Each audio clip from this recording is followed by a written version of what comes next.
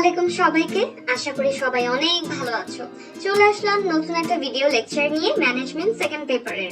তো আমরা আমাদের আশেপাশে কিন্তু প্রায় সময় এই ধরনের কথা শুনে থাকি যে অমুক ব্যক্তি প্রমোশন পেয়েছে অথবা তমুক ব্যক্তি প্রমোশন পেয়েছে, এবং এটা কিন্তু আমাদের কাছে গুড নিউজ হিসেবেই হচ্ছে বিবেচিত, তাই না? তাহলে এই পদোন্নতি বা প্রমোশন কাকে বলে, এই বিষয়টা নিয়ে আমরা এই ভিডিওতে ইন ডিটেইলস আলোচনা করব। এবং হ্যাঁ, এর মধ্যে এই জিনিসটাও কিন্তু ইনক্লুডেড বা এই জিনিসটাও কিন্তু আমরা জানবো যে কোন একটা প্রতিষ্ঠান কোন কোন বিষয়ের উপর ভিত্তি করে পদোন্নতি দিতে পারে, এই জিনিসগুলো সম্পর্কে আমরা জানবো। এবং সেই সাথে একটা ইম্পর্টেন্ট বিষয় যে কর্মী সংস্থান প্রক্রিয়ার মধ্যে তো বিভিন্ন ধরনের পদক্ষেপ অন্তর্ভুক্ত, তাই না? আমরা একটা ভিডিওতে ইন ডিটেইলস আলোচনা করেছি ব্যাপারটা নিয়ে। এখন কথা হচ্ছে, প্রতিষ্ঠানে যখন কোন একজন কর্মীকে ফাইনালি সিলেক্ট করা হয় ভাইভা রিটেন এক্সাম এগুলোর পরে, যে হ্যাঁ অমুক ব্যক্তি হচ্ছে সিলেক্টেড, সবচেয়ে যোগ্য আর কি ওই পদের জন্য, যখন এই ডিসিশনটা ফাইনালি নেওয়াই হয়, এর পরবর্তীতে কর্মী সংস্থান প্রক্রিয়ার কোন পদক্ষেপটা আসে, তাহলে এই সকল বিষয় সম্পর্কে আমরা এই ভিডিওতে আলোচনা করব। তাহলে যদি স্পেসিফিক্যালি আমি তোমাদেরকে বলি যে আমরা যে বিষয়গুলো নিয়ে কথা বলবো সেগুলোর মাধ্যমে মূলত এই কর্মী সংস্থান অধ্যায়ের কোন কোন টপিকগুলো কভার করা হবে, তাহলে সেগুলো হচ্ছে আমরা জানবো যে পদোন্নতি কাকে বলে, যেরকম বললাম। এরপরে জানবো হচ্ছে পদোন্নতির ভিত্তি, অর্থাৎ কোন কোন বিষয়গুলোকে ভিত্তি হিসেবে ধরে পদোন্নতি দেওয়া হয় সেই ব্যাপারটা। এরপর আমরা জানবো ওই যে একটু আগে বললাম যে কোন একজন কর্মীকে ফাইনালি সিলেক্ট করা হলো, তো এর পরবর্তী কর্মী সংস্থানের কোন পদক্ষেপটা আসে, তো আনসারটা আসলে হচ্ছে কর্মী নিয়োগ। তো ওই কর্মী নিয়োগ সম্পর্কে জানবো যে কাকে বলে কর্মী নিয়োগ, এবং হ্যাঁ কর্মী নিয়োগের প্রকারভেদ সম্পর্কেও আমরা আলোচনা করব।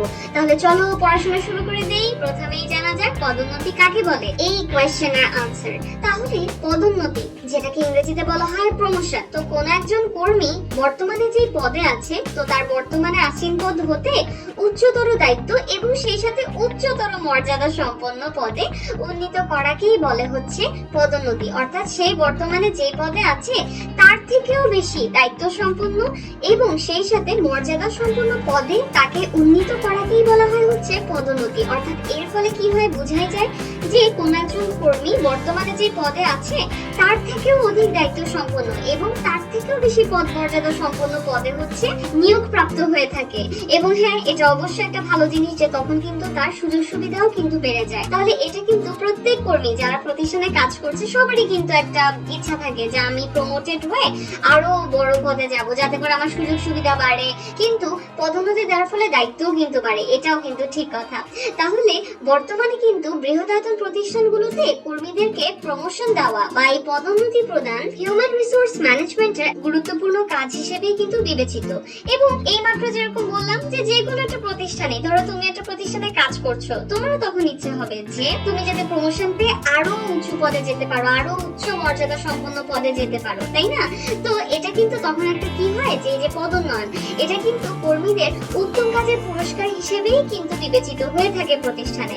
এবং হ্যাঁ, যখন দেখা যায় যে বেশি সুযোগ সুবিধা সম্পন্ন পদে কোনো একজন কর্মীকে পদোন্নতি দেওয়া হচ্ছে, তখন কিন্তু এতে করে সে আরো বেশি কাজের প্রতি মোটিভেটেড হয়, তার মনোবল বৃদ্ধি পায় এবং তখন কিন্তু প্রতিষ্ঠানে যোগ্যতা সম্পন্ন কর্মী যারা আছে তারাও কিন্তু প্রতিষ্ঠান ছেড়ে যায় না।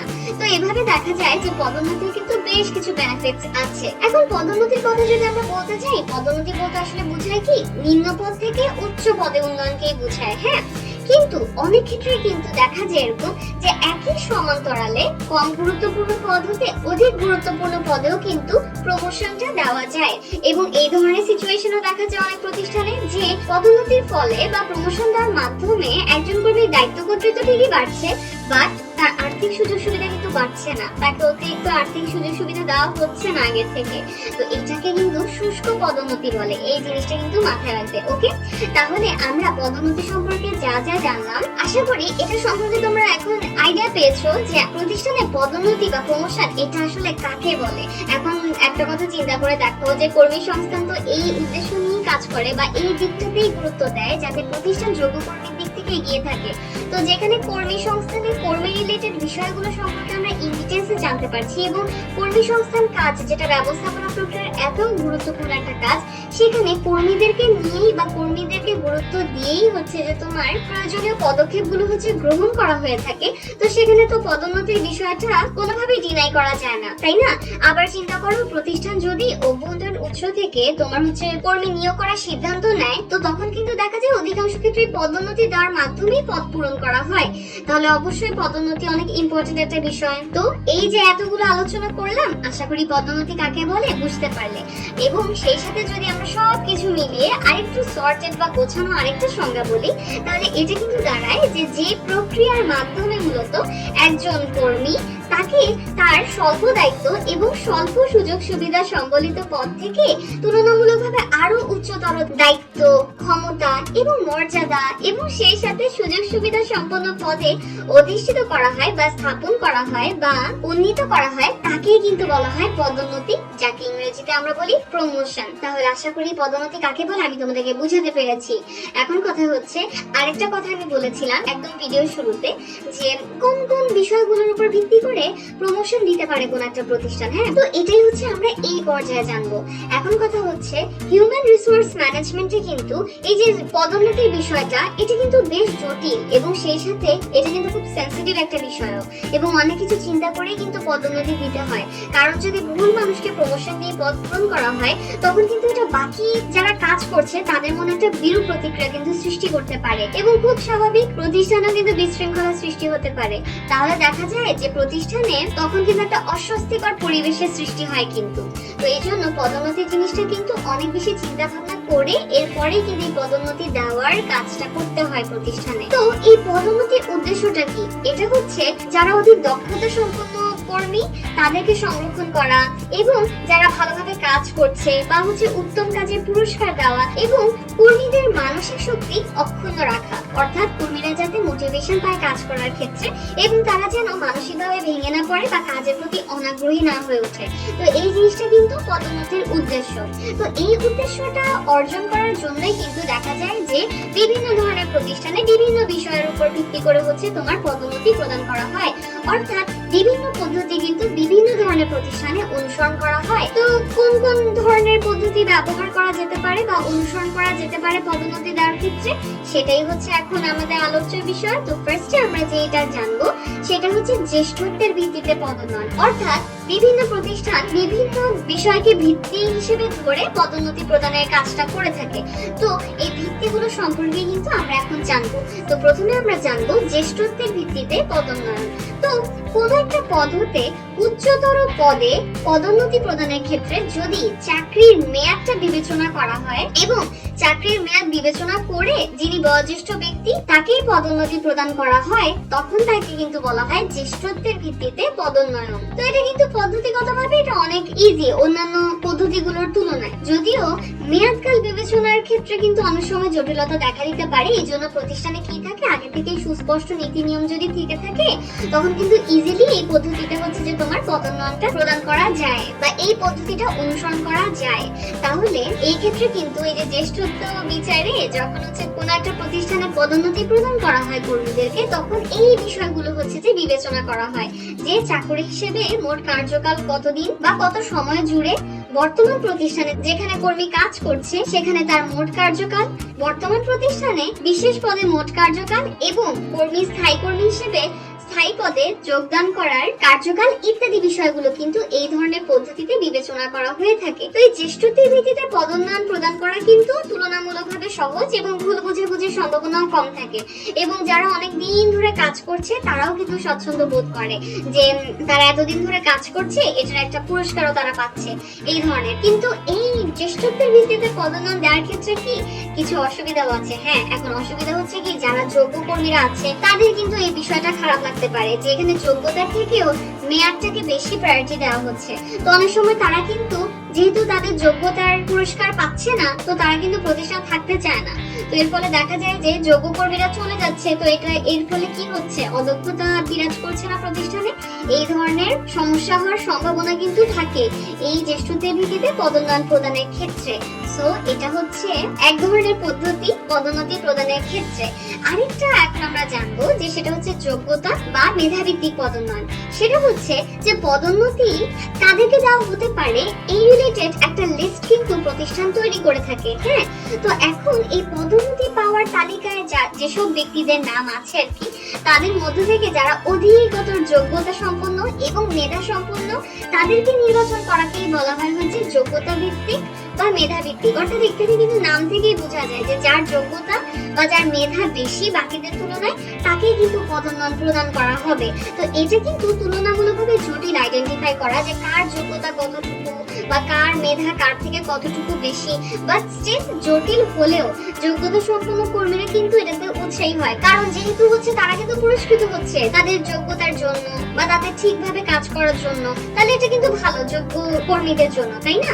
তো এর ফলে আরো একটা বেনিফিট যেটা হয় সেটা হচ্ছে কি, যারা কম যোগ্যতা সম্পন্ন ব্যক্তি আছে তারা দেখে থাকে যে যারা বেশি যোগ্য তাদেরকে তো পদোন্নয়ন দেওয়া হবে, তো তখন তারা কি করে নিজেদের যোগ্যতা বৃদ্ধি করার হচ্ছে যে চেষ্টা করতে থাকে। তো এটা কিন্তু ভালো। তো এভাবেও হচ্ছে যে প্রতিষ্ঠান সুবিধা ভোগ করে থাকে। তো যোগ্যতাটা যাচাই করবে কিভাবে, কি কি বিষয়গুলোকে মাথায় রেখে যোগ্যতা যাচাই করা হবে কর্মীদের, সেই বিষয়গুলো হচ্ছে এগুলো, যেগুলো হচ্ছে যে দেওয়া আছে। অর্থাৎ এগুলো হচ্ছে যে কয়েকটা বিষয় আদি যেগুলোর মাধ্যমে কর্মীদের যোগ্যতা বা হচ্ছে মেধা যাচাই করা হয়, এবং এগুলোর মধ্যে আছে আনুষ্ঠানিক শিক্ষা, তারপর হচ্ছে ব্যবহারিক শিক্ষা মানে তার প্র্যাকটিক্যাল নলেজ কেমন বা এক্সপিরিয়েন্স কতটুকু, এরপর হচ্ছে প্রশিক্ষণ ট্রেনিং আর কি, এবং এর ধরন এবং সময়কাল, এবং স্থায়ী পদে থাকাকালীন অবস্থায় তাদের কার্যকাল কতদিন ছিল বা কত সময় জুড়ে ছিল এবং তাদের অবদান কি কি, এবং সেই সাথে চাকরি অবস্থায় বা চাকরিজীবী অবস্থায় সংগৃহীত এবং সংরক্ষিত ব্যক্তিগত রিপোর্ট ইত্যাদি, এগুলোর মাধ্যমেই কিন্তু যোগ্যতা বা মেধা হচ্ছে যাচাই করা হয়ে থাকে। এবং খুব স্বাভাবিকভাবে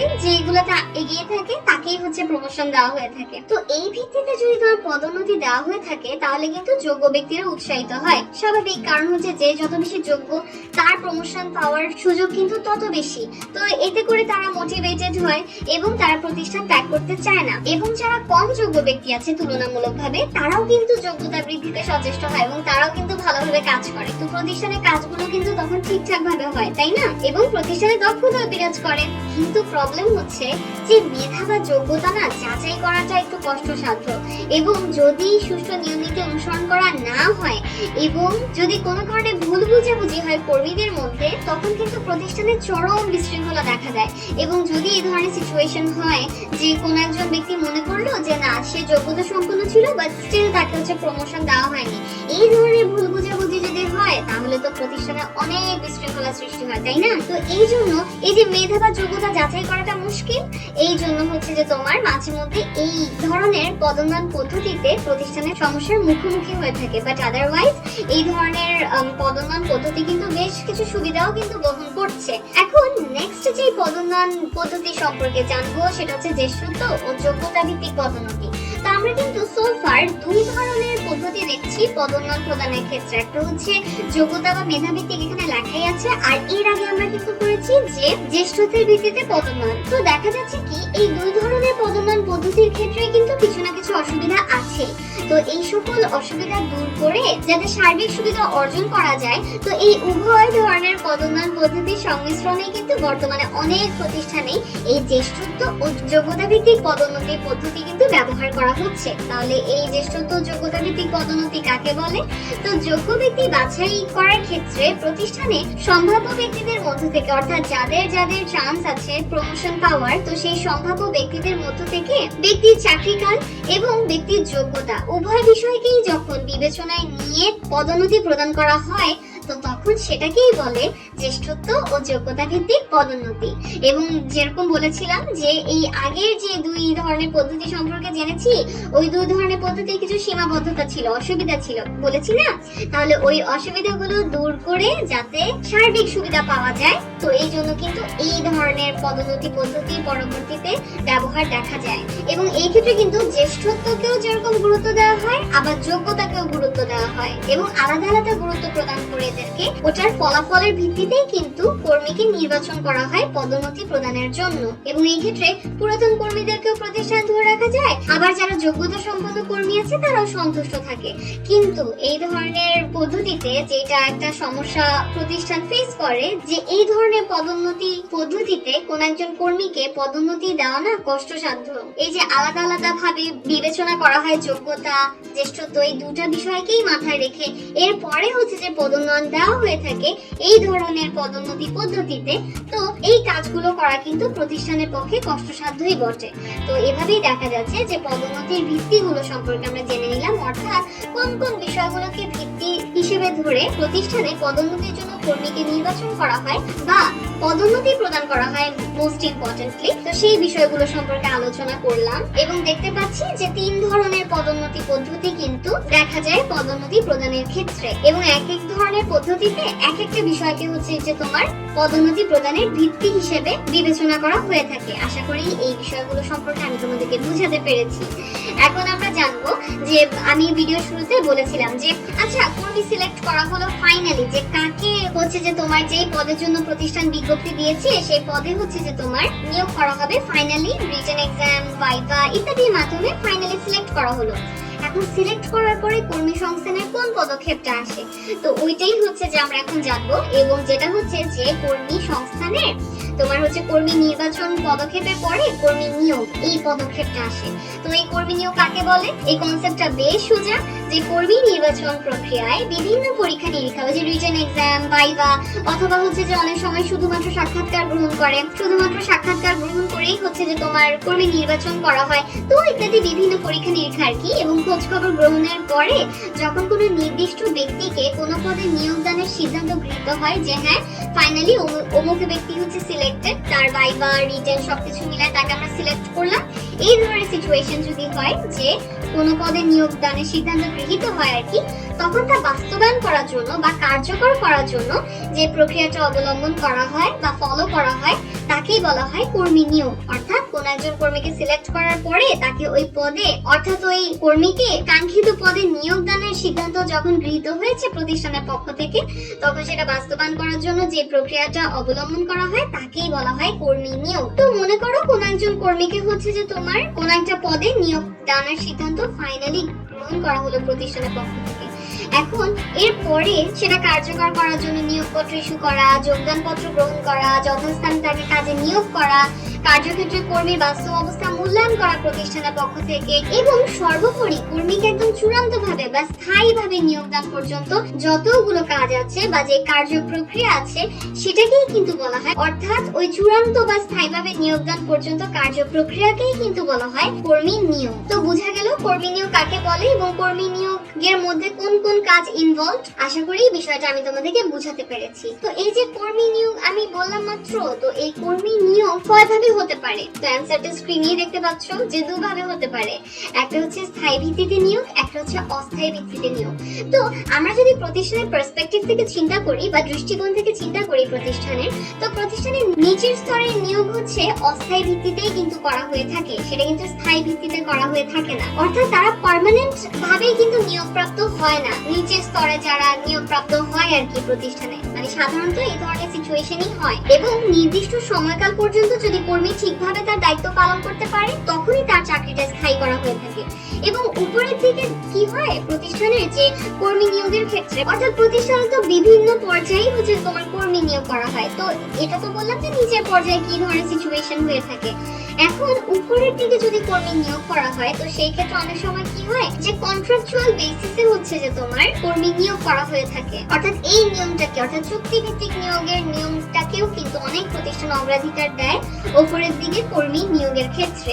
এবং এটার জন্য যে সুবিধাটা হয় যে কন্ট্রাক্ট অনুযায়ী যিনি নিয়োগপ্রাপ্ত ব্যক্তি আছেন বা কর্মী আছেন তিনি যদি দায়িত্ব পালনে একদম সফলতার পরিচয় দিতে পারেন তখন তার সাথে আবার কন্ট্রাক্ট কিন্তু করা যেতে পারে, মানে একটা নতুন চুক্তি করা যেতে পারে তার সাথে। এবং এই জিনিসটা কিন্তু স্বাভাবিকভাবেই বলা যায় যে আমরা কিন্তু জেনেছি যে কর্মী নির্বাচন সম্পর্কে যখন পড়েছিলাম যে কর্মী নির্বাচনের ক্ষেত্রে কিন্তু বিভিন্নভাবে কর্মীকে যাচাই বাছাই করা হয়ে থাকে, তাকে তার সাক্ষাৎকার গ্রহণ করা হয়ে থাকে, রিটেন এক্সাম নেওয়া হয়ে থাকে, আবার হচ্ছে বিভিন্ন ধরনের কাজ কিন্তু করা হয়ে থাকে, তাই না? তো একজন কর্মীকে যখন অনেক বিচার বিবেচনার মধ্য দিয়ে তাকে অস্থায়ীভাবে যখন নিয়োগ করা হচ্ছে তখন কিন্তু এটা প্রতিষ্ঠানের পক্ষ হতে অবশ্যই চেষ্টা করা দরকার যাতে করে কর্মী স্থায়ীভাবে নিয়োগ পেতে পারে। কেননা এর জন্য কিন্তু প্রতিষ্ঠানে যথেষ্ট পরিমাণ এফোর্ট দিয়ে থাকে, কিন্তু অনেক সময়েরও দরকার পড়ে প্রতিষ্ঠানের পক্ষ হতে, আবার ব্যয়ও হয়ে থাকে যদি বাইরের উৎস থেকে হচ্ছে যে তোমার কর্মী নিয়োগ করা হয়। তো বিভিন্নভাবে যেহেতু কর্মীকে যাচাই বাছাই করা হয়ে থাকে প্রতিষ্ঠানের পক্ষ থেকে কর্মী নির্বাচন প্রক্রিয়ার মাধ্যমে, তো এই জন্য কিন্তু প্রতিষ্ঠানে অবশ্যই এই জিনিসটা চেষ্টা করা উচিত যাতে করে যে কর্মীকে এত যাচাই বাছাই করে ফাইনালি নিয়োগ করা হলো অস্থায়ীভাবে, তো সে যাতে স্থায়ীভাবেই নিয়োগ পেতে পারে। তো এইভাবে আমরা জেনে নিলাম একদম ভিডিও শুরুতে যে টপিকগুলো আমরা বলেছিলাম যে আমরা আলোচনা করব এখানে, তো একে একে আমরা এই সব টপিকগুলো আলোচনা করেছি। ধন্যবাদ সবাইকে।